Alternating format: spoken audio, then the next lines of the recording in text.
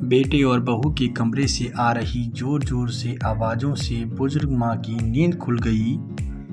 बेटा कह रहा था, मुझे मुंबई में नौकरी मिल गई है, मगर हम 3 लोग वहाँ पर नहीं रह सकते क्योंकि मेरा कमरा काफ़ी छोटा है और बड़ा कमरा मैं अभी ले नहीं सकता क्योंकि उसका किराया वहाँ पे बहुत होगा। ये सारी बातें माँ सुन रही थी। क्यों ना माँ को वृद्ध आश्रम छोड़ आते हैं और मैं और तुम चलते हैं। बुजुर्ग माँ भीगी आंखें लिए सोचने लगी, अभी साल भी नहीं हुआ बेटे की शादी को और बहू ने उस पर अपना जादू कर दिया। ये सब बहू का सिखाया हुआ बोल रहा है। बूढ़ी माँ ये सोचने लगी। इसके जवाब में बहू क्या कहेगी? वो तो खुशी होगी, उसके मन की जो पूरी हो रही है ईश्वर को याद करने लगी। मगर पति की बात सुनकर पत्नी बोली, नहीं जी, माँ और मैं यहीं पर रहेंगे, आप वहाँ पर नौकरी करना। जब आप अच्छे से सेटल हो जाओगे तब हम दोनों वहाँ पे आकर आपके साथ रहेंगे। अभी मैं पढ़ी लिखी हूँ और मैं ट्यूशन बच्चों को पढ़ाकर अपना और माँ का खर्चा कर लूँगी, जब तक आप दूसरे रूम का जुगाड़ कर लेना। बहू ये बात कहती है अपने पति से।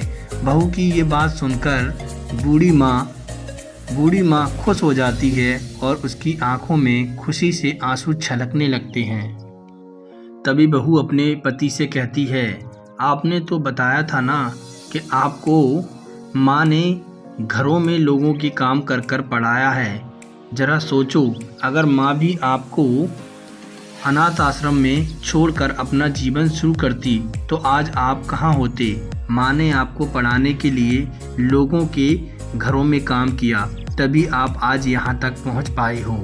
ये बात पत्नी अपने पति से कहती है।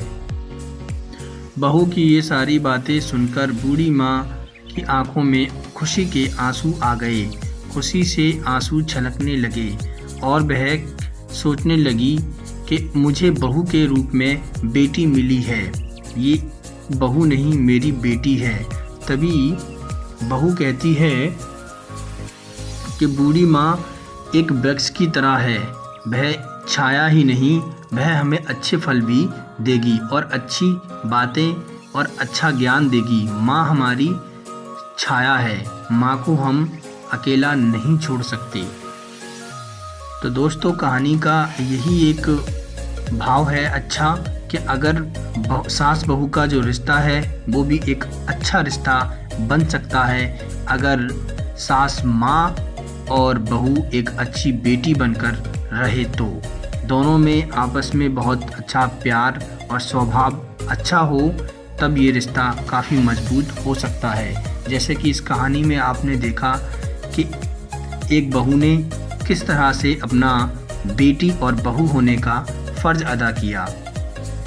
बेहद प्यार दोनों के बीच में घर को जोड़ने में काफ़ी ज़्यादा महत्वपूर्ण है। तो बेटे को किस तरह से उसने समझाया, यानी अपने पति को।